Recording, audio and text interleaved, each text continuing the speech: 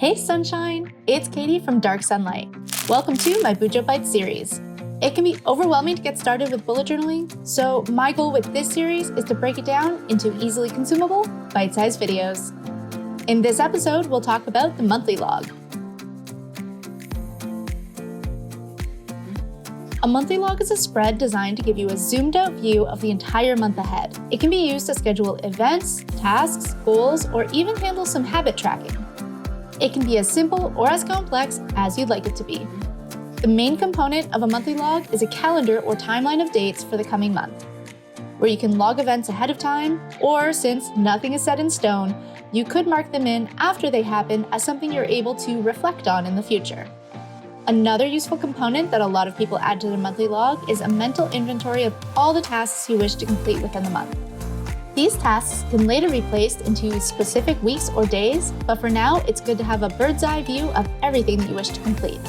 With these two components in mind, there's a few ways you can visually set up a monthly log. The first is in the traditional Rider-Carroll style, which is a vertical timeline of the dates on the left and a task list on the right. This one leaves space on the left of the timeline for signifiers for a way to quickly reference what items are most important. For clarity, you can also add lines dividing the weeks. Another monthly log style is a more classic calendar version, which is often what I gravitate towards in my own bullet journal.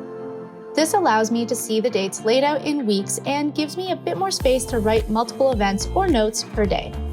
The calendar can be spread across 2 pages or consolidated into just one, maybe with additional space to add events underneath.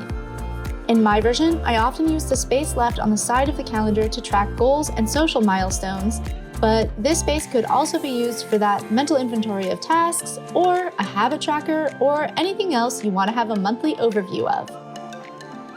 The last style of monthly log is similar to the Rider-Carroll timeline, but adds even more detail by dividing tasks into categories such as areas of life or time of day. That pretty well sums up a bullet journal monthly log. If you have any other questions, please ask me in the comments below and I'll be happy to answer them.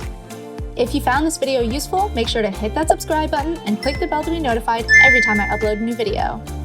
And don't forget to follow me over on Instagram at @dark_sunlight. I post more bullet journal content over there, as well as how my bullet journal looks when it's all filled in. That's it for today. As always, thank you so much for watching. Until next time.